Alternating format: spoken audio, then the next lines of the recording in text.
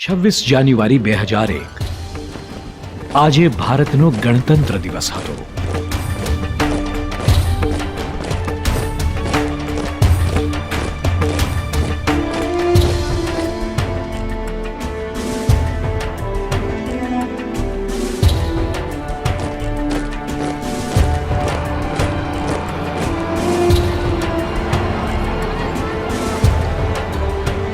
દિલ્હીના રાજપથથી માંડીને શાળાઓ અને મહોલ્લાઓ પર્યંત સમગ્ર દેશ આજે રાષ્ટ્રભક્તિના કાર્યક્રમમાં રત હતો.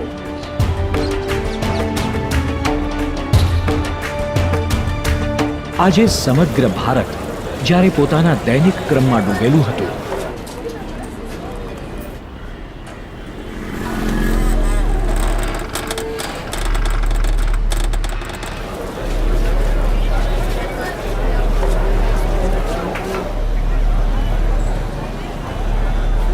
ત્યારે વિશ્વના ઇતિહાસમાં ખૌફનાક ગણી શકાય એવી ઘટનાઓમાંની એક ઘટના ઘટી ભારતના પશ્ચિમ છેડે. સ્થળ હતું ગુજરાત રાજ્ય અને સમય હતો સવારે 8:45 વાગ્યાનો.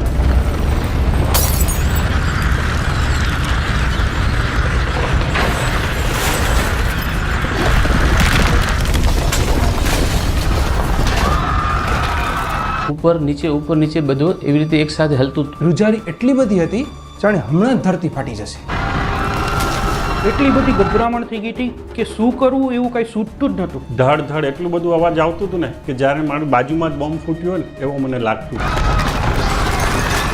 મેં ઉપર જોયું તો 6 થી 8 ઇંચની ઉપર સીલિંગમાં તિરાડ પડી ગઈ હતી. જાણે એમ લાગ્યું કે એ તિરાડ અમારી આખી બિલ્ડિંગને હમણાં ઘડી જશે. એ વખતે કશું લીધા વગર ગભરાતા દોડતા સીધા જ બહાર નીકળી ગયા. બારે જોયું તો લોકો આમથી તેમ દોડતા હતા. લોકોની ચીચિયારીઓ સંભળાતી હતી. બીજા માળેથી અમે નીચે કૂદ્યા અને અમને ખબર જ નહીં કે અમે ક્યાં પડ્યા હતા. જાણે એવી અનુભૂતિ થતી હતી કે ભુજ આખું જ ખલાસ થઈ ગયું છે અને શૂન્ય બની ગયું છે.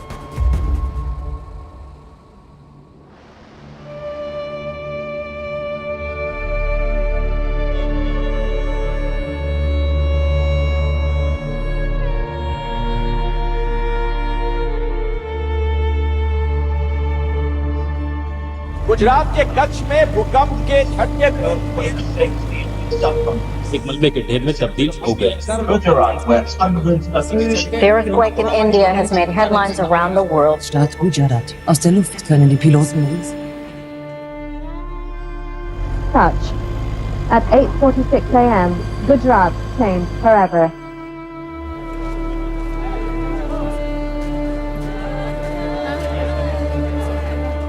આ 7.7 રિક્ટર સ્કેલના ભૂકંપનું એપિસેન્ટર હતું ભુજ નજીકનું ભચાઉ નગર. આ ભૂકંપે ભુજ અને આસપાસના વિસ્તારોને સંપૂર્ણપણે તહેસ નહેસ કરી નાખ્યા.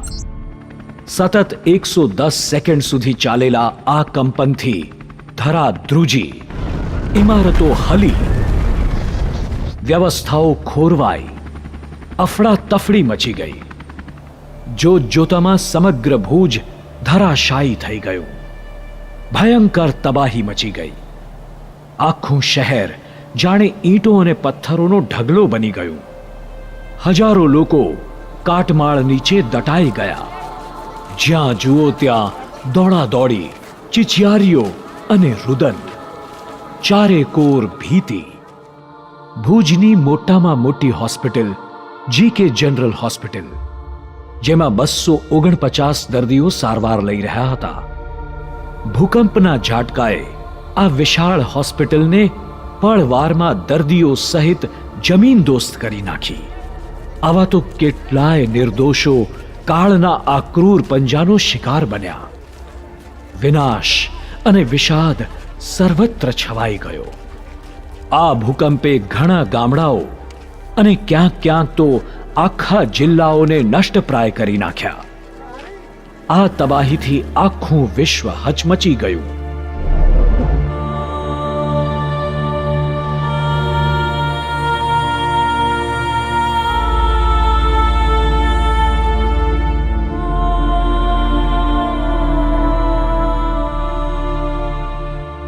મકાનો, માનવો અને મિલકતોને ભરખી જનારા આ ભૂકંપે ભુજ સુધી લઈ જનારા રસ્તાઓ પણ તોડી નાખ્યા. આથી ભુજ સુધી પહોંચવું પણ કઠણ બની રહ્યું. કુદરતના કારમા કહેરની સામે જ્યારે સૌ લાચાર હતા, ત્યારે આ પીડિતોની વહારે આવ્યા એક પરમ હિતકારી સંત. કરુણાના સાગર પ્રમુખ સ્વામી મહારાજ. 26 જાન્યુઆરી 2001, આણંદ નજીકનું બોચાસણ ગામ. સમય હતો સવારે 7:50 વાગ્યાનો.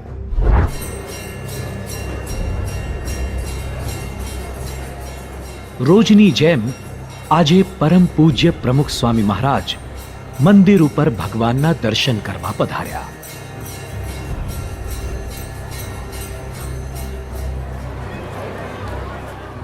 દર્શન કરીને પછી દર વર્ષની જેમ આજે પણ તેઓ ગણતંત્ર દિન નિમિત્તે ધ્વજવંદનના કાર્યક્રમમાં જોડાયા.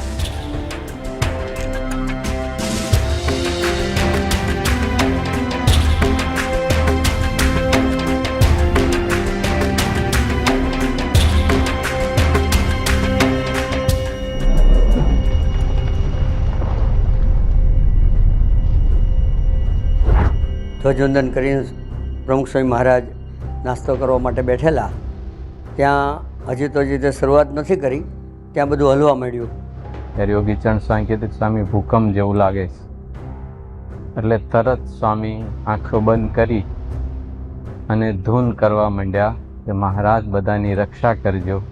કારણ કે બધા ધૂન કરો એમ કરીને સ્વામી બાપાએ ધૂન શરૂ કરાવી. અને ત્યાં આગળ રૂમમાંથી પસાર થયા, રૂમમાંથી આખા પંખામાં હાલે ધ્રુજતા ધ્રુજતા. જે ભૂકંપ આવ્યો હતો ને, અને બહાર નજર કરી તો પાણીની ટાંકી એમાં ડાલે, ટાંકીની ઉપરથી પાણી છલાતું દેખાય. ભયંકર ભૂકંપ હતો. એટલે યોગીચરણ સ્વામી તરત કીધું કે સ્વામી અત્યારે આપણે નીચે જતા રહીએ. તો સ્વામી કે અહીંયા આપણે ભજન કરીએ. યોગીચરણ સ્વામી બીજી વાર કીધું સ્વામી અહીંયા હજી આફ્ટર શોક આવવાની શક્યતા ખરી, એટલે નીચે જઈએ તો વધારે સારું. એમ કરીને જ્યાં હજી બાપા બહાર નીકળવા ગયા તો બધું શાંત થઈ ગયું. એટલે બધા કે બેસો, હવે બધું શાંત થઈ ગયું છે. અને સ્વામીશ્રી એ વખતે પણ આંખ મીચી અને કેમ કે ભગવાનની મૂર્તિ સમક્ષ ઊભી હોય રીતે સ્વામીશ્રીએ ધૂન શરૂ કરી. અને કેટલી મિનિટો સુધી સ્વામીશ્રી ગુજરાતની અંદર આ ભૂકંપ આવ્યો છે ત્યારે ઓછામાં ઓછું નુકસાન થાય, કોઈને મરણ ઓછા થાય અને જાનમાલ અને કે મકાનોને નુકસાન થાય એના માટે સ્વામીશ્રીએ ધૂન કરી. અને સ્વામીશ્રી ત્યાર પછી સ્વામીશ્રી બધા સેન્ટરોની અંદર સ્વામીશ્રી અમદાવાદ ફોન કર્યો, સૌરાષ્ટ્રમાં ગોંડલ ફોન કર્યો. નાના તો ધરતીકંપ જેવું પછી બધાને ખબર પડી ખરે છે એટલે હાલતું હતું. પછી થોડી વાર પછી ધૂન કરીને પછી બહાર નીકળ્યા બધા. પણ પછી સારું છે. પછી થોડીક વાર પછી પાછું 15-20 મિનિટ પછી ચાલુ છે. બહુ 1-2 સેકન્ડ જેવું. બધું તબિયત સારી છે એટલે ધરતીકંપનો આંચકો આવી ગયો. હા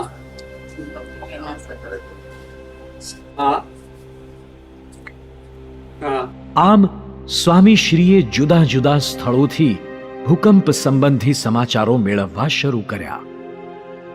જેમ જેમ સમાચારો આવતા ગયા તેમ તેમ તેઓના મુખ ઉપર દુઃખ અને કરુણાના ભાવો ઉપસવા લાગ્યા.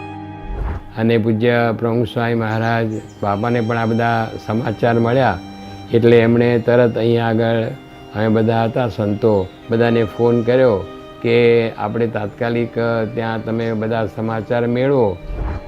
પૂજ્ય ઈશ્વરચરણ સ્વામીએ ફોન પર આપેલ સમાચાર મુજબ ભૂકંપે અમદાવાદમાં પણ ઘણું નુકસાન પહોંચાડ્યું હતું. આ સમાચારે સ્વામીશ્રીનું હૈયું હચમચાવી નાખ્યું.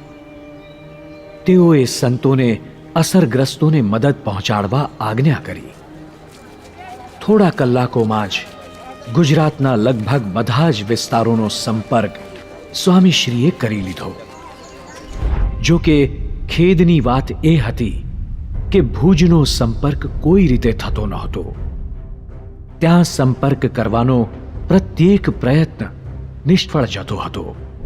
બોચાસણથી 450 કિલોમીટરના અંતરે વસેલું શહેર ભુજ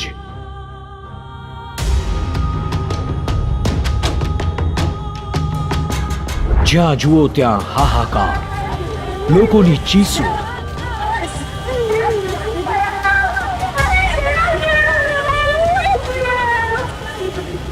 પ્રત્યેક ઘરમાં બરબાદી, પ્રત્યેક ગલીમાં ભય, પ્રત્યેક જિંદગી જોખમમાં. અહીં તહીં વેરાયેલા મૃતદેહો.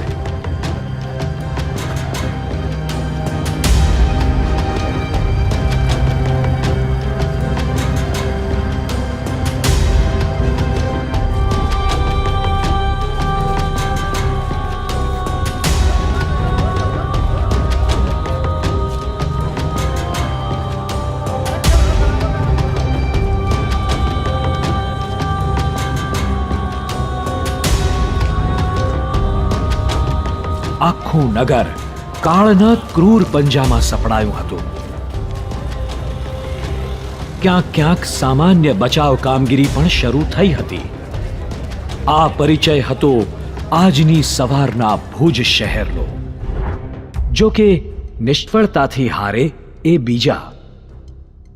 સ્વામીશ્રીએ આ સમયગાળામાં જ ભુજ સંપર્ક કરવા માટેનો એક અકલ્પનીય ઉપાય સૂચવ્યો, જે સાંભળી સૌ સંતો પણ દંગ રહી ગયા. સ્વામી તે વખતે બોચાસણ હતા. સ્વામીનો ફોન આવ્યો અને ભુજનો કોન્ટેક્ટ તો અમારા થતો નથી, ઘણા ફોન કર્યા પણ. તો તમે ભુજ કોન્ટેક્ટ કરી અને કોઠારીને કહો. કે સામે ભુજ તો અમારાથી બી કોન્ટેક્ટ નહીં થાય, કારણ કે ફોન લાઈનો બધું બંધ છે, ડેડ છે, ત્યાં ઇલેક્ટ્રિસિટી જ નથી. તો તરત જ સ્વામી કે આપણી સામે તો કમિશનર ઓફિસ છે, કમિશનર ઓફિસમાં જઈ અને પોલીસ કમિશનરને કહો, એ વ્યવસ્થા કરી આપશે. ક્યાંથી શું કરવું એ સ્વામીને ખ્યાલ. એટલે અમે ત્યાં ગયા. તો ત્યાં તો ઘણા બધા માણસો હતા, અને એમાં ચીફ સેક્રેટરી તરત જ એમણે વાયરલેસ સેટ ઉપર બેસાડે, જે માણસ બેઠો હતો એની પાસે બેસાડ્યો, અને કે આ સ્વામી બોલે ને એ મેસેજ ત્યાં બધી જીપોમાં કેવડાવી દો.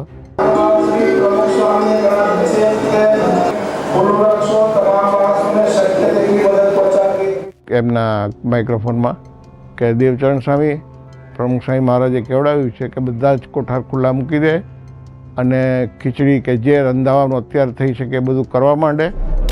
આવી તારાજગીની વચ્ચે પોલીસની એક જીપે વાયરલેસ દ્વારા ભુજ સ્થિત BAPS સ્વામિનારાયણ મંદિર સુધી સ્વામીશ્રીનો કરુણા સંદેશ પહોંચાડ્યો.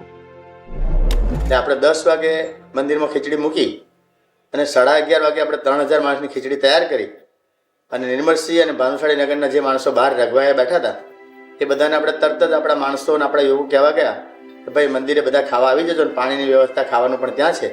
ત્યારે એક સારા સમાચાર આવ્યા કે BAPS મંદિરમાં તાત્કાલિક ભોજનની વ્યવસ્થા થઈ જાય. ગરમા ગરમ ખીચડી, શાક, અને લોકોમાં એક સમાચાર ગયા અને લોકો પ્રેમથી એ ભોજન એક પ્રસાદ તરીકે આરોગ્યો, અને એક મારી પણ જવાબદારી કે મને પણ એક રાહત થઈ ગઈ. મંદિરની અંદર અમારે તો 5 સંતો હતા અને સ્ટાફ હતો, ઓછા લગભગ 10 થી 12 જણા હતા.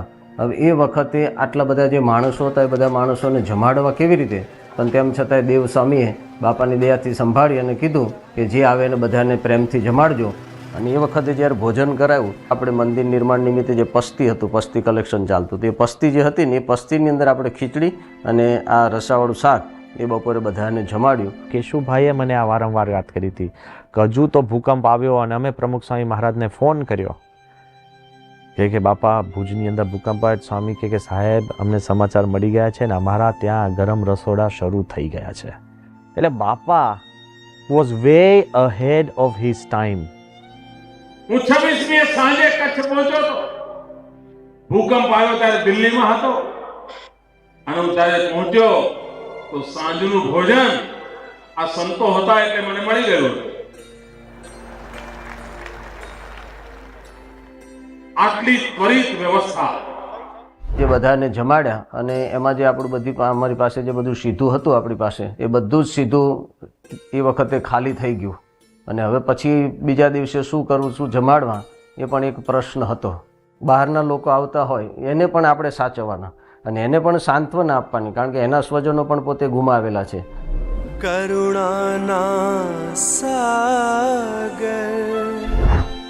રાહત સેવાના પ્રથમ તબક્કામાં સ્વામીશ્રીએ રાહત રસોડા તો શરૂ કરાવી દીધા, પણ ભુજનો સીધો સંપર્ક ન થવાથી તેઓની કરુણા હવે અધીરાઈમાં પરિવર્તિત થવા લાગી. તેઓ ગમે તેમ કરીને ભુજમાં થયેલી હોનારતનો તાગ કાઢવાના પ્રયત્નમાં હતા. આથી તેઓએ ભુજનો સંપર્ક કરવા માટેનો એક બીજો વિકલ્પ પણ શોધી કાઢ્યો. लगभग 11:30-12 बजे के आसपास मुझे पता चला कि प्रमुख स्वामी महाराज भुज मंदिर संपर्क करने की कोशिश कर रहे हैं, लेकिन संपर्क हो नहीं रहा. उसी वक्त मैंने सोचा कि मुझे प्रमुख स्वामी महाराज से बात करनी चाहिए, क्योंकि उस वक्त हमारी एयरफोर्स की जो मिलिट्री हॉटलाइंस हैं वो सब सर्विसेबल थी. मैंने स्वामी श्री को फ़ोन लगाया, स्वामी श्री से बात हुई और स्वामी श्री खूब प्रसन्न हुए कि कोई ना कोई तरह से हम लोग भुज से संपर्क कर पाएंगे. એ જ રીતે 26 તારીખે રાજકોટની અંદર યોગી સ્વરૂપ સ્વામીને ફોન કરીને કીધું કે ભુજની અંદર બહુ કોન્ટેક્ટ થતો નથી, તો તમે ગમે એમ કરીને ત્યાં જાઓ, તપાસ કરો, આજુબાજુના વિસ્તારમાં સર્વે કરો અને મને સાંજ સુધીમાં રિપોર્ટ આપો કે ત્યાં શું પરિસ્થિતિ છે. એમ કરીને યોગી સ્વરૂપ સ્વામીને રાજકોટથી ભુજ એટલે કચ્છના રિપોર્ટ લેવા માટે મોકલ્યા. આજે સ્વામીશ્રી પૂર્વ આયોજિત કાર્યક્રમ પ્રમાણે બોચાસણ નજીકના બોરસદ ગામે નવનિર્મિત મંદિરનો ખાતવિધિ કરવા પધાર્યા.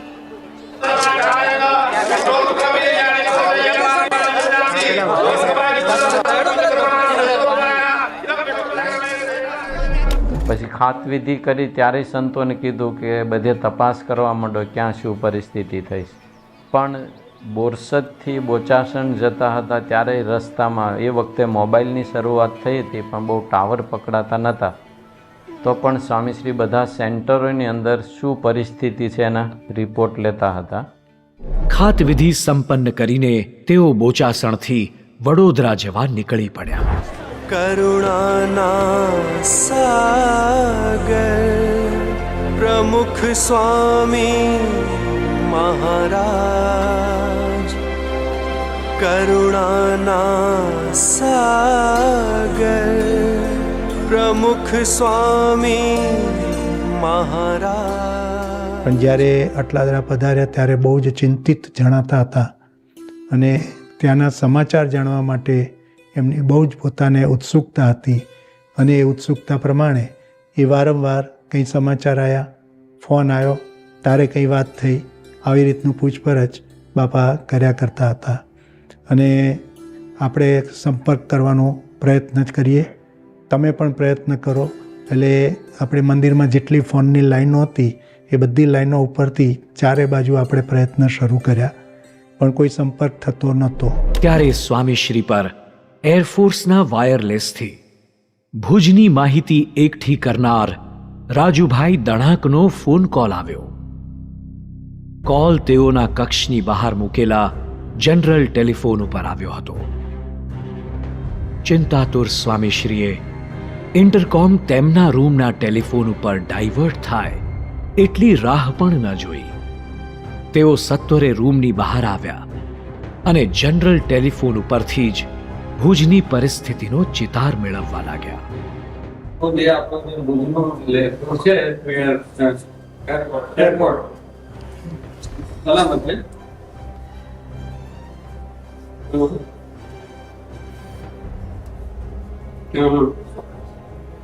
રોડ જઈ શકતો નથી.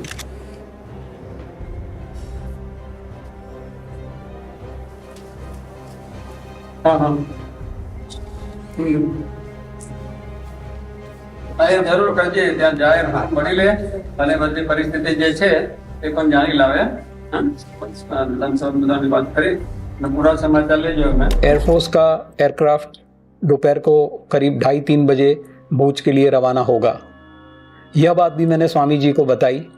स्वामी जी ने कहा अगर हो सकता है तो आप खुद चले जाओ कि मंदिर जा कर के पूज्य देवचरण स्वामी और सभी संतों का संपर्क करने के बाद वहाँ पर कलेक्टर साहब जो है उनसे भी आप ज़रूर मिलना, क्योंकि कलेक्टर साहब को भी कई चीज़ों की ज़रूरत होगी और जहाँ तक मुझे ज्ञात है कहीं पे भी संपर्क हो नहीं रहा है।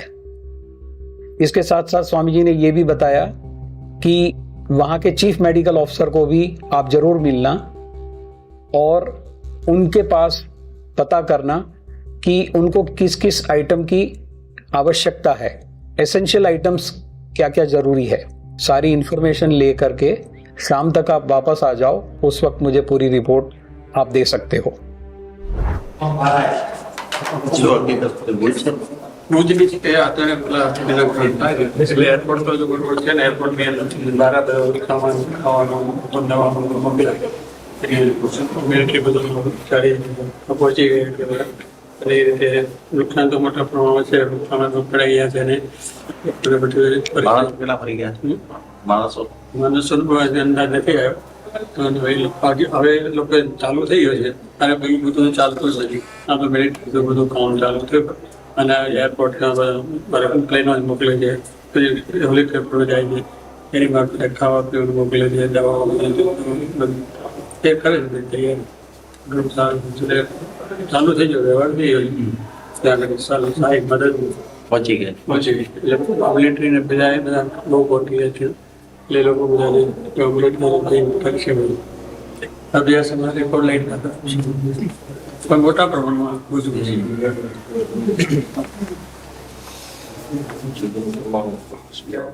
અને લગભગ 11:30-12 વાગ્યા સુધી સ્વામીશ્રીએ ફોન દ્વારા ભુજના જે કંઈ પ્રોબ્લેમ હતા અને શું પરિસ્થિતિ છે જાણવા માટે અને પ્રશ્ન હલ કરવા માટે દરેક સંતોને સૂચનાઓ આપતા હતા। એ રીતે રાત્રે લગભગ 11:45-12 વાગ્યા સુધી ફોન ચાલ્યા।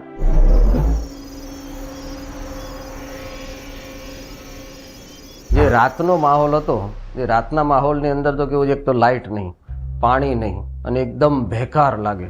તગારાની અંદર બધું લાકડાને એવું નાખી અને આગળ તાપણું કરી દેવચરણ સ્વામી, હું ને બીજા સંતો બધા હતા અને બીજા હરિભક્તો હતા, તો આખી રાત આવી રીતે તાપણું કરીને જાગતા હતા। અને એવા સમયની અંદર બાપા પોતે અટલાદરામાં રહ્યા ચિંતા કરે, કારણ કે બાપા સાથે કોઈ કોન્ટેક્ટ થતો નહોતો, તો એ બાપા પોતે ચિંતા કરતા હતા। એ વખતે ભાદરાના સંતોને બાપાએ કીધું કે ભાઈ તમારે કંઈ કોન્ટેક્ટ થાય છે? તો કે ના, અમારે કંઈ કોન્ટેક્ટ થયો નથી, અમને કોઈ સમાચાર નથી ભુજના। તો બાપા તરત જ કહેતો તમે અત્યારે ને અત્યારે રાત્રે નીકળો અને ભુજ જાઓ અને ભુજ જઈ સંતોને મળી અને તમે તાત્કાલિક મને મેસેજ આપો। અને એ વખતે ત્યાંથી ચેતન પ્રકાશ સ્વામી અને કપિલેશ્વર સ્વામી મેટાડોરની અંદર પોતે નીકળ્યા અને એ લગભગ સવારે 3 વાગે અહીંયા પહોંચ્યા। એ વખતે અમે દેવચરણ સાંઈને હું ત્યાં આગળ તાપણું કરતા હતા અને એ વખતે 3 વાગે આવ્યા અને આવીને તરત જ ગાડીને ઊભી રહીને તરત અમને પૂછ્યું કે ભુજની અંદર ભૂકંપ થયો છે। તો બાપા ત્યાં આગળ રહ્યા ભુજવાસીઓની અને ત્યાં બધાની ચિંતા કરે છે કે ભુજની અંદર શું પરિસ્થિતિ થઈ છે, તો તમે સમાચાર આપો બાપાને। અને એ વખતે ત્યાં અમે તાપણું કરતા હતા, તો તાપણાના અજવાળે દેવચરણ સ્વામીએ બાપાને, પ્રમુખ સ્વામી મહારાજને 4 પાનાનો કાગળ ત્યાં આગળ પોતે લખી આપેલો। ભુજ બધાથી ડિસ્કોન્ટેક્ટ થઈ ગયું હતું।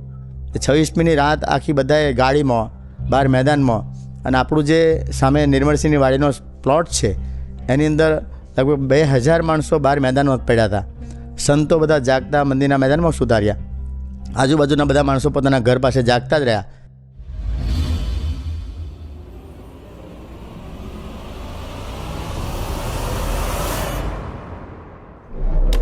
હાર્ટ એટેક તથા બાયપાસ સર્જરી પછી ડોક્ટરોની સૂચના અનુસાર સ્વામીશ્રી માટે રોજ ભ્રમણ કરવું અનિવાર્ય હતું। એ જ ક્રમમાં આજે પણ સ્વામીશ્રીએ સવારે 6:15 વાગે ભ્રમણ આરંભ્યું। ગઈકાલની ઘટના હજુ તેઓના હૃદયને કોરતી હતી। તેઓનું મન ભુજના લોકોની ફિકરમાં એટલું બધું મગ્ન હતું કે તેઓને એ ખ્યાલ પણ ન રહ્યો કે તેઓએ ભ્રમણનો અંતિમ રાઉન્ડ નિર્ધારિત પથ કરતા જુદા માર્ગે લીધો છે। બીજે દિવસે પ્રાણાયામ ને એવું બધું યોગાસનો ને બધું ચાલતું હતું અને અચાનક ફોન આવ્યો અને તરત જ બાપા ફોન ઉપર જોયું કે દેવચરણ સ્વામીનો ફોન અને કનેક્શન એ થયું હશે, એટલે તરત જ લાગેલો ફોન, એટલે તાત્કાલિક અંદર રૂમમાં ગયા અને પ્રાણાયામ કરતા હતા ત્યાં જઈને બાપાને પણ એ ફોન આપ્યો અને બાપા ખૂબ રાજી થયા પહેલાં તો કે ચલો ભાઈ ફોન લાગ્યો, અને પછી તરત જ બાપાએ દેવચરણ સ્વામી સાથે અને બીજા સંતો સાથે ખૂબ જ વિગતવાર બધી માહિતી મેળવી અને એના માટેની સૂચનાઓ પણ શું આપણે કાર્ય કરવાનું છે અને કઈ રીતે શરૂઆત કરવી એ બધું જ માર્ગદર્શન એ વખતે એ પોતે આપ્યું. ભુજનો અહેવાલ સાંભળીને સ્વામી શ્રી ભાવાર્દ્ર થઈ ગયા. તેઓ જાણી ગયા કે હવે રાહ જોવાય એમ નથી. તેઓએ યુદ્ધના ધોરણે રાહત કાર્ય શરૂ કરાવ્યું. તેઓની કરુણા હવે કાર્યવાહીમાં પરિવર્તિત થવા લાગી. બાહોશ અધિકારીઓને પણ હેરત પમાડે એવા આયોજનબદ્ધ ઠોસ પગલાં તેઓએ 81 વર્ષની જૈફ વયે લેવા શરૂ કર્યા. ચકોર સ્વામીશ્રી પામી ગયા કે ભૂકંપગ્રસ્તોની સેવા સમ્યક રીતે કરવી હોય તો સંસ્થાના સંતો સ્વયંસેવકોની સેના ભુજમાં મોકલવી આવશ્યક છે. આથી આયોજનના દ્વિતીય તબક્કામાં તેઓએ તાત્કાલિક ધોરણે સંસ્થાના સમર્પિત સંતોને ભુજ પહોંચવાનો આદેશ આપ્યો. 9 તરત બહાર આવ્યા એટલે તરત પાછો પૂજ્ય ઈશ્વરચંદ સ્વામીને, પૂજ્ય બ્રહ્મવિહારી સ્વામીને પણ ફોન કરી અને એને પણ જે સૂચના આપવાની હતી બધી સૂચના આપી દીધી. ત્યાં સુધી સ્વામીનો મને ફોન આવ્યો.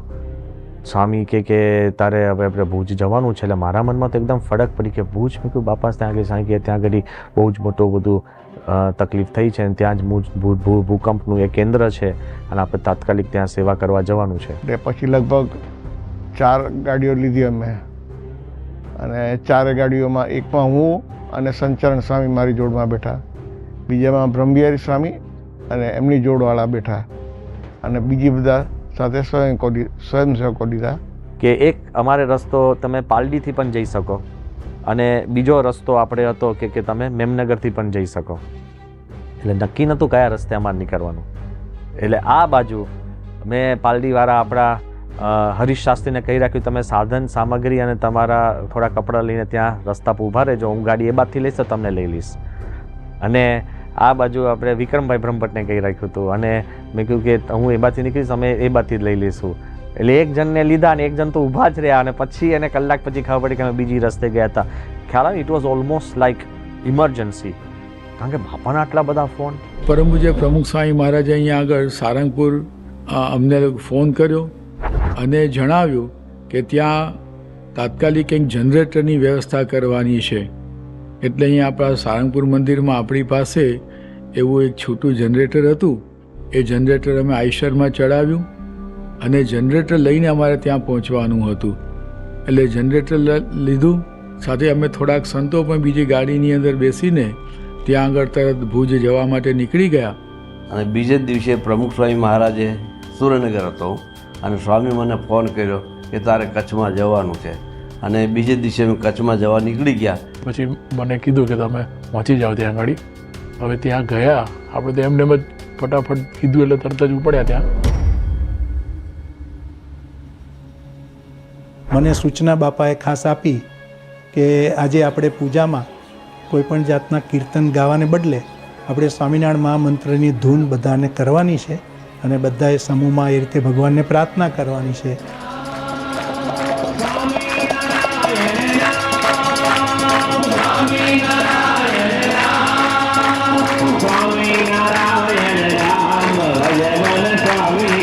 આજે આપણે મહારાજની જે ધૂન કરાવી એટલા માટે કે ગુજરાતની અંદર બધે ખૂબ ધરતીકંપ થવાથી જાનહાનિ થઈ છે, મિલકતોની પણ બહુ જ મોટી હાનિ થઈ છે.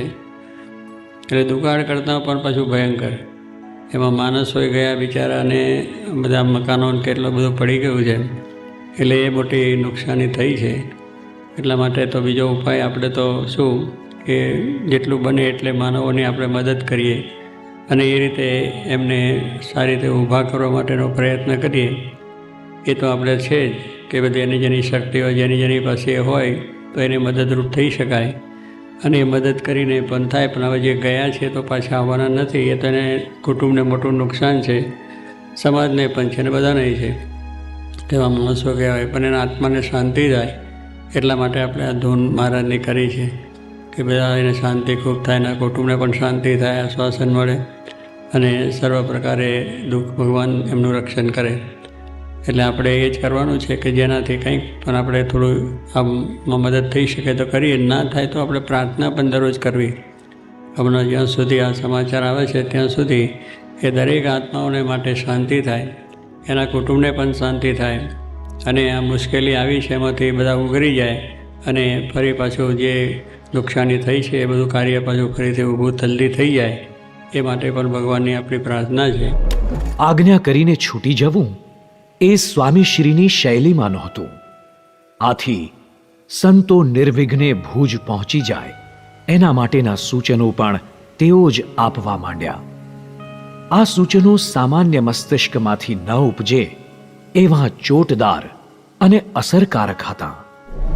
ત્યાં પાછો સ્વામીને ફોન આવ્યો કે જુઓ તમે આ બાજુથી નહીં જતા, આપણે નેશનલ હાઈવે ઉપરથી સુરજબારીનો મોટો પુલ જે છે એને નુકસાન થયું હશે તો જઈ શકાશે નહીં, એટલે તમે મહેસાણા થઈને જાઓ અને બધા થોડાક સ્વયંસેવકો રાખજો અને મહેસાણા જઈ અને કદાચ ગામમાં જવા નહીં દે તમને ત્યાં, એટલે ત્યાં પણ મહેસાણાના પણ ડીવાયએસપી કેવા કોઈને મળજો અને કહેજો કે અમારે તો આ રીતે સેવામાં જવું છે મદદમાં, એટલે તમે અમને એક કાગળ આપો, ત્યાંની પરમિશન આપો.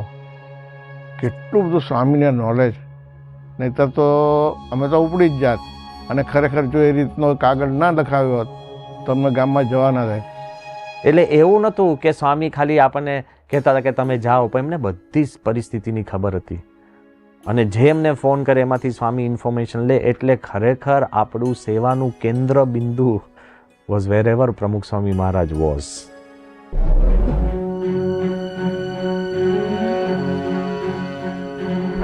બીજી બાજુ સ્વામીશ્રીના આદેશથી એરફોર્સના વિમાન દ્વારા ભુજ ગયેલા રાજુભાઈ દણાના પ્રયત્નો પણ સ્વામીશ્રીએ ધારેલા પરિણામ સુધી પહોંચ્યા હતા.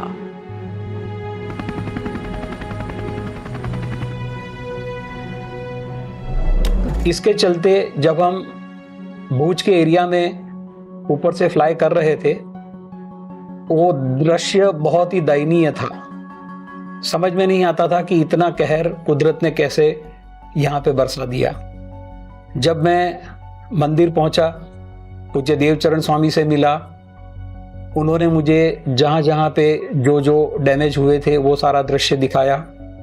उसके बाद मेरे साथ एक हरिभक्त को भेजा, जहाँ जहाँ पे बाकी जो नुकसान हुआ था बड़े पैमाने पे, वो इन्फॉर्मेशन सब लोगों के पास पहुँच चुकी थी. तो पहले हम उन साइट्स पे गए, वहाँ पे फोटोग्राफ लिए, सब कुछ पता करने के बाद फिर मैं कलेक्टर साहब को मिलने गया. उस टाइम भूज में कलेक्टर साहब जो थे वो कमल दयानी साहब भूज में कलेक्टर थे. जब मैंने ये बताया कि प्रमुख स्वामी महाराज ने मुझे भेजा है और मैं आपसे ये जानना चाहता हूँ कि आपको किन किन चीज़ों की ज़रूरत है, वो आप मुझे बताइए. वे खुद इतनी सोच में पड़ गए कि जब हम लोग कम्युनिकेशन किसी से कर नहीं पा रहे हैं, ऐसे में प्रमुख स्वामी महाराज ने अपने वॉलंटियर को मेरे पास भेज दिया, ये कोई समझ में आने वाली बात नहीं है. ये बात ये बार बार दोहराते रहे. उनसे मिलने के बाद, सारी इंफॉर्मेशन लेने के बाद, उन्होंने जो एसेंशियल आइटम्स की रिक्वायरमेंट थी वो बात मुझे बताई. उसके बाद मैंने चीफ मेडिकल ऑफिसर को मिलने जाने की कोशिश की. ग्राउंड में, ओपन ग्राउंड था, उसमें इन्होंने किसी तरह से कुछ शेड्स वगैरह, टेम्पररी शेड्स वगैरह बना के अस्पताल का काम चालू किया है. इतनी हैरानी की बात थी कि यह दृश्य देखते ही समझ में नहीं आता था कि कहाँ से शुरू करेंगे. ये जब मैं इनको मिला, चीफ मेडिकल ऑफिसर और कलेक्टर साहब को जब मिला, तब मुझे ध्यान में आया कि प्रमुख स्वामी महाराज ने किस दीर्घ दृष्टि से मुझे ये आज्ञा दी थी कि मैं सिर्फ संतों को मिलके वापस ना आऊं, लेकिन मुझे सिविल एडमिनिस्ट्रेशन के साथ भी मिलना है और उनकी क्या क्या ज़रूरतें हैं वो भी मुझे देखना है. પણ નુકસાન પુષ્કળ થયું છે અને તેના લીધે મદદની તાત્કાલિક અમારે જરૂર છે અને એ તાત્કાલિક જરૂર મળી રહે તો કંઈક થઈ શકે. આપણા પણ ઘણા બધા એક્સપાયર થઈ ગયા છે, જે ડ્યુટી પર હતા એ બધા એક્સપાયર થઈ ગયા છે, તો એ તાત્કાલિક મદદ મળી રહે તો બહુ સારું થાય. સ્વામી શ્રી પીડિતોની પ્રાથમિક જરૂરિયાતોને સમજતા હતા. આથી તેઓએ ભુજ જનારા સંતોના માર્ગમાં બીજી પણ એક આશ્ચર્યજનક ગોઠવણ કરી. એટલે અમે મહેસાણાથી ઉપડ્યા અને જે હરિભક્તનો બાપાએ નંબર આપેલો ત્યાં વાત કરી. આ કે મને પ્રમુખ સાહેબનો ફોન આવી ગયો છે એટલે હું દૂધના આપણે પાવડર આખો ટ્રક ભરીને મોકલું છું. પછી ચાના પેકેટવાળી આખી ટ્રકો કરી. એવી રીતના લગભગ 8 થી 9 ટ્રક ઓન ધ રોડ. સ્વામીશ્રીએ રાહત સેવાના સીમાડાઓ ઓર વિસ્તાર્યા.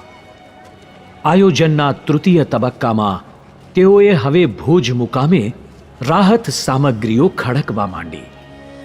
ભુજને ભોંય ભેગું કરનારા ભૂકંપે અમદાવાદના પણ અમુક વિસ્તારોમાં વિનાશનો તાંડવ રચ્યો હતો.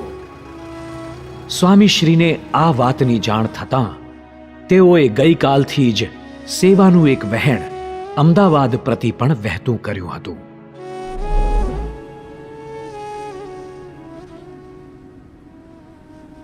અને ત્યાર પછી બધા જ કોઠારી સંતોને સ્વામીએ આદેશ કર્યો. મને પણ એવો આદેશ કર્યો સ્વામી કે તારા બોચાસરમાં કેટલું અનાજ છે કે ત્યાંના આખા વર્ષનો સ્ટોક કરતા અમે. ઘઉં પણ આખા વર્ષના હોય, ચોખા હોય, દાળ હોય, આખા વર્ષનો સ્ટોક કરતા. સ્વામી કહે છે કે આપણે કશું રાખવું નથી, જે કંઈ છે ને બધું જ તું ટેમ્પામાં કે ટ્રકમાં ભરીને ભુજ રવાના કરી દે. એટલે અમે તો તરત જ ઉત્સાહમાં આવી ગયા. તરત જ ટેમ્પો લાવ્યા અને બધું અનાજ છે બધું ભરી દીધું અને 2 કલાકની મહેનત પછી બધું ભર્યું. પછી કોઠા ભરેલા હોય, કોઠામાંથી કોથરામાં ભર્યા, કોથરામાંથી ભરીને સીવી બધું બધા લાગી ગયા અને અનાજનો ટ્રક, ટેમ્પો ટ્રક, આખી ટ્રક હતી, મોટી ટ્રક ભરી હતી અને અમે રવાના કરવાનો વિચાર કર્યો. ત્યાં સ્વામીશ્રીનો પરિવાર ફોન આવ્યો. સ્વામી કહે છે કે શું થયું, અનાજ મોકલી દીધું? એનું સ્વામી અનાજ બસ આપણે કહ્યું ત્યારથી બધું ભેગું કરીને ભરીએ છીએ અને હવે મોકલવાની શરૂઆત એ કરીએ છીએ. સ્વામી કહે છે કે તું અનાજ ત્યાં મોકલું છું પણ ત્યાં તો લાઇટ પણ નથી, પાણી પણ નથી, કોઈ વ્યવસ્થા જ બચી નથી. તો તારા અનાજ, તારા ઘઉંને ખાશે કોણ કે? તારી બાજરીને ખાશે કોણ કે? લોટ મોકલવો જોઈએ કે છે. હવે તાત્કાલિક લોટ મોકલો કે છે. આ બધું દરી કરીને તૈયાર કરીને મોકલું. અમે તો ફરી પાછા બધું ઉતાર્યું. સ્વામીએ કહ્યું કે ખાસ સાફ સફાઈ કરી કાંકરી ન રહે અને જે મહારાજ સ્વામી જમવાના છે એ રીતે સાફ સફાઈ કરી અને પછી ખાસ લોટ ધરાવી અને મોકલજો. અને આટલી બધી ગંદકી ક્યાંથી લાવી? એટલે અમારે બોચાસણ આજુબાજુના ગામડાઓની બધી ઘંટી, બોરસદની બધી ઘંટીઓમાં આ બધા અનાજ પહોંચાડી બધાને વિનંતી કરી બધા તમે દરી આપો. બધા જ મંડી પડ્યા. અમે 4 કલાકમાં બધું જ અનાજ દરી નાખ્યું પાછું અને ફરી પાછું એ બધા લોટ સાથે બધું તૈયાર કરી અને એ બધા છે એ ભુજ બાજુ એ રવાના કરી. 2 સંતોને સાથે મોકલ્યા કારણ કે પરિસ્થિતિ એવી હતી કે વસ્તુ ત્યાં પહોંચે ને એ પણ અગત્યનું હતું. રસ્તામાં પ્રશાસન રોકે, પોલીસો રોકે કારણ કે રસ્તા તૂટી ગયા હોય, બધું હોય, પણ સંતોને સાથે સ્વામી કે 2 સંતોને જોડે મોકલજો એટલે છેક સુધી પહોંચી જાય. 27મી તારીખે બાપાનો મારા પર ફોન આવ્યો કે તાત્કાલિક ખાસ વ્યવસ્થા કરવાની છે જેથી કરીને આપણે રિલીફ કામ સારી રીતે કરી શકીએ. મુખ્ય તો મેડિસિન છે, ક્લોથિંગ છે અને પછી તો ફંડથી બીજું ઘણું બધું આપણે મોકલી શકીએ.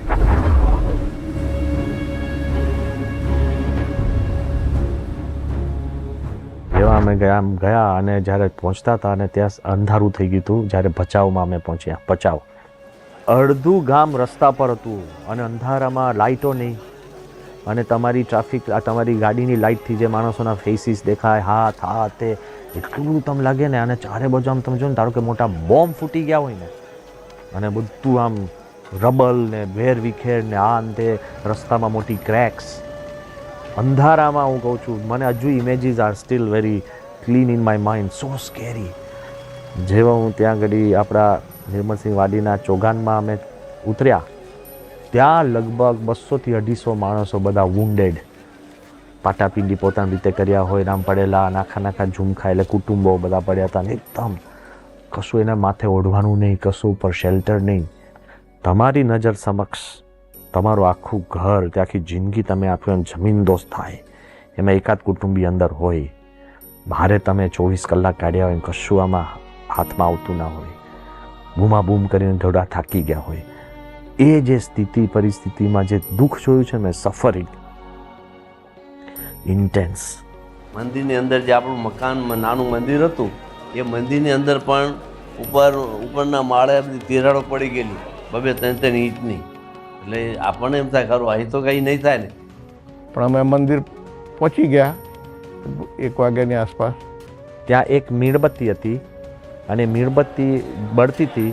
પછી બીજા જે સંતો હતા એ બધા જ સંતો ત્યાં ઘોડ વીંટળાઈને બેઠા હતા. પછી મેં પૂછ્યું કે સ્વામીનો મેસેજ મળે? અરે કહે છે કેટલી જીપો આવી થઈ ગઈ કે ભાઈ પ્રમુખ સ્વામીએ બોચાસનથી સંદેશો મોકલ્યો છે અને આપણે બધું ચાલુ કરી દીધું છે એમ દેવચરણ સ્વામીએ કહ્યું.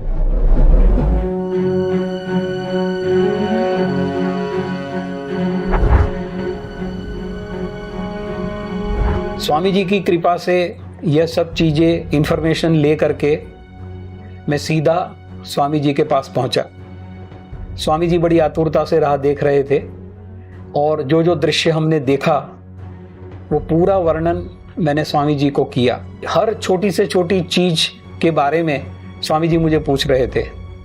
जब मैं स्वामी जी को पूरी रिपोर्ट दे रहा था तो स्वामी जी ने पहले तो बात सुनी, उसके बाद जब फोटोग्राफ्स देखें तो इतना करुणा का भाव, इतना सोच विचार करके इतना दयनीय चेहरा स्वामी जी का हो गया. वो बहुत ही द्रवित हो उठे थे, बहुत ही गदगद हो गए थे.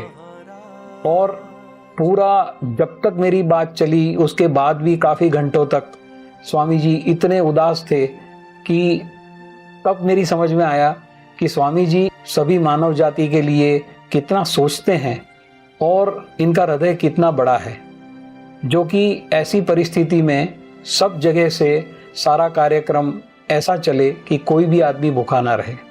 जब मेरी बात खत्म होने आई तो स्वामी जी ने अपने संतों की टीम को बुला करके सूचना देना चालू कर दिया. અને સ્વામી એ દિવસે રાત્રે મને બોલાયો. સ્વામી બાપા કે આપણે છે ને ફૂડ પેકેટ બનાવી અને તે ભુજ આપણે મોકલવા છે. સ્વામી કે આપણી જોડે ત્યાં અનાજને બધું છે, પણ સ્વામી કે બધાને ખ્યાલ નહીં હોય કે આ જગ્યાએ આપણું ચાલે છે જમવાનું એમ. તો કે આપણે કે ભુજના પરાઓમાં કોઈને ખ્યાલ ના હોય, પછી સ્વામી બાપા કે આજુબાજુના ગામડાઓમાં પણ કોઈને ખ્યાલ નહીં હોય, તો સ્વામી કે આપણે છે ને બધે ત્યાં આગળ ફૂડ પેકેટ મોકલીએ. પછી સ્વામીએ ઝીણી ઝીણી કેટલો બધો રસ લીધો. બાપા કહે છે કે આપણે એ ફૂડ પેકેટ છે ભુજ જાય છે તો આપણને સ્વામી કે રસ્તાની કોઈ માહિતી નથી, ત્યાં પુલ પણ તૂટી ગયા હોય, વાહન વ્યવહારનો આપણને ખબર ના હોય. બાપા કે તો પછી બાપાએ આપણને એવું કહ્યું સ્વામી કે આપણે પ્લેન દ્વારા બધા ફૂડ પેકેટ જવાના. તો એ લોકો ત્યાંથી કોથળા નીચે નાખે તો સ્વામી કે આપણે કોરોગેટેડ બોક્સમાં નહીં પેક કરવાના. તો સ્વામી કે યુરિયાની થેલી આવે છે ને એવી મજબૂત થેલીઓ સ્વામી કે તમે લેજો. તો કે ઉપરથી નાખે કાંઈ થાય નહીં. તો સ્વામી કે આપણે મોઢા નહીં બાંધવાના. સ્વામી કે પેલો સીવાનો સંચો આવે સ્વામી કે એ સંચે આપણે બધા એ કોથળીઓ સીવી દેવાની. એ સ્વામી કે ઉપરની કોથળી મજબૂત, સ્વામી કે અંદરની થેલીઓ પણ મજબૂત રાખવાની, એ પણ નીચે નાખે તો બધી ફાટી ના જાય. એ રીતે સ્વામી આ બધા ઝીણા ઝીણા સૂચન કરી અને સ્વામી બાપાએ ફૂડ પેકેટ બનાવવાની આજ્ઞા કરી રાત્રે. मैं ये देख के हैरान था कि इतना सब स्वामी जी सोच कैसे लेते हैं. यह सब बातचीत करते करते रात के करीब 12:30-1 बज चुके थे. स्वामी जी अभी भी जागृत थे और जब तक ये बात सारी सोच करके विचार करके स्वामी जी ने नेशनली और इंटरनेशनली जहाँ जहाँ से रिलीफ आ सकती है वो कार्य एकदम तीव्र गति से, जैसे हम कहते हैं युद्ध के धोरण पे चालू कर दिया था.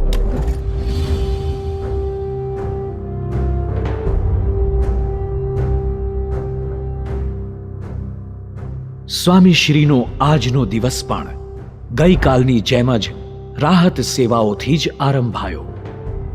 પ્રાતઃકાળે જ ચાલુ ભ્રમણે તેઓને સમાચાર મળ્યા કે એક અગત્યનો ફોન કોલ આવ્યો છે.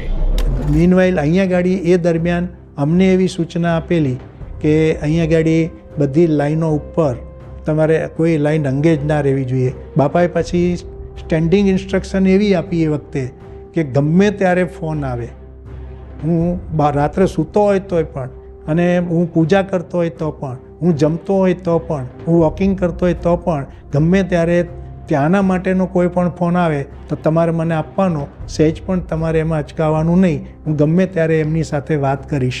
આવી બાપાએ સૂચના પણ આપેલી.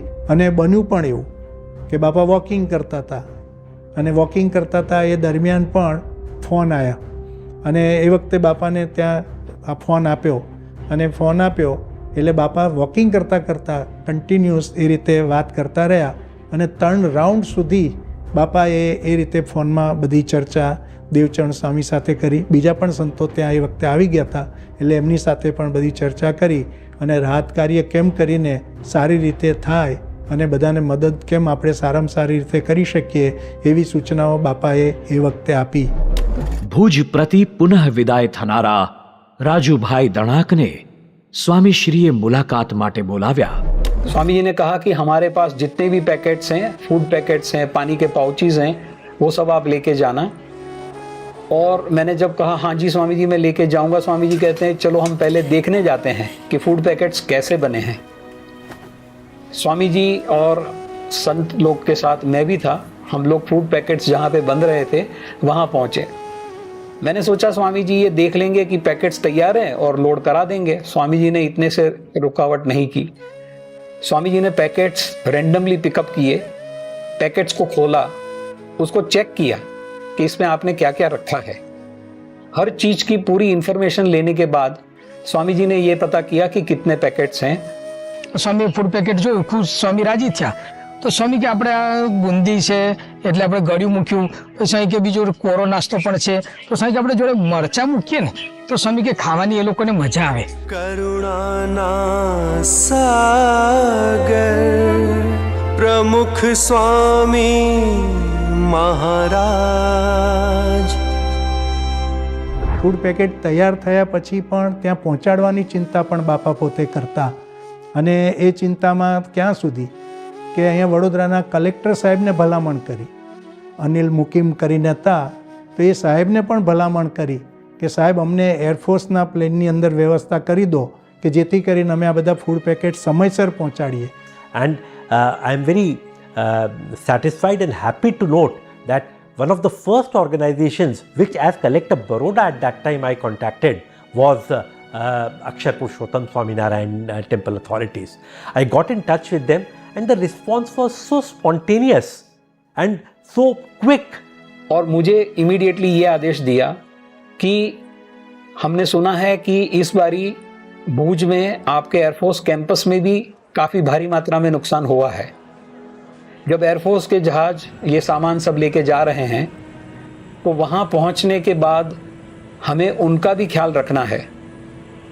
स्वामी जी का स्पेशल डायरेक्शन ये था कि आपके एयरफोर्स के जो भी अफसर हैं, आपके एयरमैन हैं, दूसरे कर्मचारी हैं, उनकी संख्या आप ले करके उसके पैकेट अलग रख लो ताकि सिविल एडमिनिस्ट्रेशन को पैकेट हैंड ओवर करने से पहले आप लोगों के पैकेट्स वहाँ पे महफूज रहें. मैं बड़ा इमोशनल हुआ. हमारे सभी कमांडर्स और सभी एयरफोर्स के लोग भी बहुत ज़्यादा भावुक हो गए थे. બાપા પાછું એટલી બધું ધ્યાન રાખે કે ત્યાં કોણ ગયું તું, પછી ત્યાં બાજુ ગોડાઉનમાં મૂકી નથી દીધા ને, ફ્લાઇટમાં મૂકીને આવ્યા છો ને, આટલી બધી માહિતી બાપા પોતે મેળવતા અને પછી એ રિપોર્ટ બાપાને જ્યારે મળે ત્યારે બાપાને શાંતિ થતી કે ના ચલો ભાઈ ગયા. પણ પાછું ત્યાં વાત અટકતી નથી. ત્યાં પહોંચ્યા પછી પણ ખરેખર આપણા હાથમાં મળે છે કે નહીં અથવા આપણે વ્યવસ્થા શું કરીએ છીએ એ બધી જ માહિતી ત્યાંના સંતો પાસેથી લેતા. આટલું પાક્કું કામ એ બાપાનું રહેતું. અને મૂળ વસ્તુ એ કે આપણે ત્યાંથી નીકળીને વસ્તુ એકે એક જેને મદદ કરવાની છે એ પીડિતો પાસે પહોંચે ત્યાં સુધીની चिंता બાપા કરતા ને આખું સંકલન બાપા પોતે જ આ બધું કરતા હતા. એટલે આ પરથી આપણે જાણી શકીએ છીએ કે આખો દિવસ બાપા જાણે ભુજમય થઈ ગયા હોય અને રાહત કાર્યમય થઈ ગયા હોય એવું જ અમને તો જણાતું હતું. બીજે મોરચે સ્વામી શ્રીની પ્રેરણાથી ભુજ પહોંચેલા સંતોએ પણ દિવસ રાત જોયા વગર સેવા કાર્ય આરંભી દીધું. પ્રમુખ સ્વામી મહારાજના આદેશથી, એમની કરુણાથી, એમના સૂચનથી જે બીએપીએસના સત્સંગીઓએ સ્વયં જે કોઈ મોટા પાયે કામ શરૂ કર્યું, એમાં સૌથી પહેલાં તો રેસ્ક્યુ એન્ડ રિલીફનું મહત્વનું કામ હતું. પ્રશાંત જોશી અને સીધો બહાર નીકળતા પડ્યો અને સીધો દબાઈ ગયેલો. એટલે ભુજની અંદર સૌથી પહેલાં આપણા સંતો અને યુવકોએ મળી અને ત્યાં આગળથી એને બહાર કાઢ્યો. અંદર એક માણસ જીવતો હતો, એને કાઢવા માટે સંતોએ મહેનત કરી. કોસ, હથોડા, ત્રિકમ, પાવડા લઈને કાઢતા અને 11 વાગ્યા. એમાં બધી મિલિટરી હતી, પછી બીજા બધા અમુક જે ઓર્ગેનાઇઝેશન્સ બધા હતા જે આ કામમાં એક્સપર્ટ બધા હોય, અને બધા પહોંચી ગયેલા ત્યાં આગળ, અને એ રીતે માણસોને કાઢવાના આ તે બધું તે લોકો કરતા હતા. અમે જ્યાં પસાર થતા હતા અને તે વખતે એક આખું બિલ્ડિંગ કમ્પ્લીટલી પત્તાના મહેલની જેમ પડેલું હતું અને ત્યાં બધું રબલ હતું અને ત્યાં બધા માણસો બધા રોક અગડ કરતા હતા. એટલે ત્યાં કને આપણા બ્રહ્મવિહારી સ્વામી અને બીજા બધા સંતો બધે ત્યાં કને એ વખતે આવેલા એટલે મેં બ્રહ્મવિહારી સ્વામીને કીધું કે સ્વામી આવી રીતે આપણે ત્યાં આપણા દિનેશભાઈ એમના મિસિસ અંદર છે. પછી જ્યારે આ થોડીક વાત મારી વાતનો વિશ્વાસ બેસો એટલે એને હોલેન્ડ અને પોલેન્ડવાળા જે ને ઇંગ્લેન્ડના બધા હતા ને રેકિંગ કરવાવાળા, એ લોકોને ત્યાં બોલાવ્યા. એ લોકો પાસે કમ્પ્યુટર હતું, એની અંદર કીધું કે આ હતું કેવું બિલ્ડિંગ, તો કે 15 પાયા ઉપર હતું કે 16 પાયા ઉપર હતું. પાયા ક્યાં ક્યાં હતા, પાયા અમુક ગણ્યા. પછી કે એમાં માળો કેટલા હતા. તમારે જે વ્યક્તિ તમે રહેતા હતા કે ત્રીજા માળે. અને પછી એ લોકો કીધું કે આની સ્ટ્રક્ચર ક્યાં છે, આખું કમ્પ્યુટર ઉપર આખું એ લોકોને પૂછીને કર્યું. પછી એ લોકોએ કમ્પ્યુટરમાં જ ભૂકંપ ઊભો કર્યો. એટલે કયા પિલર્સ કેમના પડ્યા હશે, એટલે એ બધું એ લોકોએ આમાં કમ્પ્યુટરમાં જનરેટ કર્યું. અને પછી કીધું અહીંયા ઘડી બાખોલા હશે, કારણ કે પિલર પડ્યું એટલે નીચે કોઈ ખાનું હોય, ખુલ્લું હોય, ત્યાં ઘડી કોઈ જીવંત માણસ હોય. અને એ લોકોએ લગભગ એમ સમજો કે ભાઈ એના મશીનો લગાવ્યા, મશીનો કે શ્વાસોશ્વાસની ક્રિયા સંભળાય થોડીક, તો એને બધે થોડો સંભળાણો બધે. એમાં એ કુસુમબેન છે ને હનુમાન ચાલીસાનો પાઠ કરતા હતા. પછી એ 10 વાગે બરાબર એનો રેકિંગ ચાલુ થયો. ધીમે બધા અંદર મશીનથી બધે ખોટતા અંદર જવા બધા. મારા નાનો ભાઈનો બાબો હતો, એ ધામમાં ગયો કે બિલ્ડિંગમાં અમારો ઉપર આકાશ નીચે ધરતી છે કે અમારા જે આ કુટુંબિક ભાભી કહેવાય, જે તારે આ 7માની બિલ્ડિંગ દબાઈ ગઈ આખી. એમાં અમે 3 વખત અમે અવાજ સાંભળ્યો. છતાં હવે આપણા જે મારા ભાભી એ છે, બીજા આપણા કોઈ ભાઈઓ કે બહેનો હોય એને બચાવી લેજો.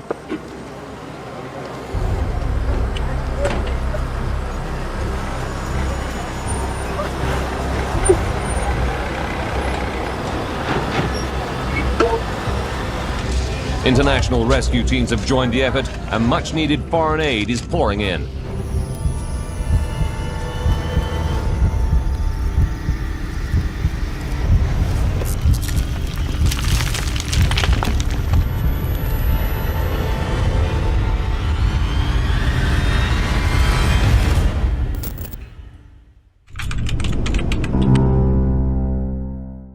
Madam Deputy Speaker, I should like to focus on the earthquake in Gujarat. Our collector office was also completely destroyed. After shock આવે આખું બિલ્ડિંગ હલે. અવ્યવસ્થા ફેલાઈ ગઈ હતી. એ વખતે જે માણસો પર દુઃખ હતું ને એ આપણે કલ્પના ન કરી શકી. દુનિયાભરમાંથી લોકો દોડીને ગયા. British Airways to be part of that team. સરકારે બ્લેન્કેટ પરમિશન આપી. આ ઇતિહાસમાં પહેલી વાર બન્યું છે. અમે કન્ટિન્યુઅસલી ત્યાં આગળ બેસતા. तो मुझे यही नहीं समझ आया कि इनके सोने का टाइम क्या है. નાવાનો પ્રશ્ન હતો તો સ્વયંસેવકોને પોતાના ઘરમાં જ તકલીફ હતી. અહીં તો માનવી ખપી જવા તૈયાર હોય છે. This experience really showed me the power of human spirit. It's truly remarkable role. અમને એવો અહેસાસ થઈ ગયો હતો કે આખી દુનિયા અમારી સાથે છે. પણ બાપાએ દેશ પ્રેમ જગાડ્યો છે કે યુ પ્રોવાઇડ હિમ આવર હેલિકોપ્ટર્સ. એક પછી એક ફોન જોડીને સ્વામીશ્રીને આપે. ગલ્ફ કન્ટ્રીમાં કુવેટમાં કંઈ હતા, ત્યાંથી એમનો ફોન આવ્યો કે બાપા ભોજન કરતા હોય અને એ સમયે ફોન આવે. In fact, I used to get a call even from Pramukh Swamiji. બાપાના આશીર્વાદ રાજીપો લેવા માટે પડાવ નાખ્યો છે. The principal coordinator is Pramukh Swami Maharaj himself. He is, of course, an example, if you like, of faith in action.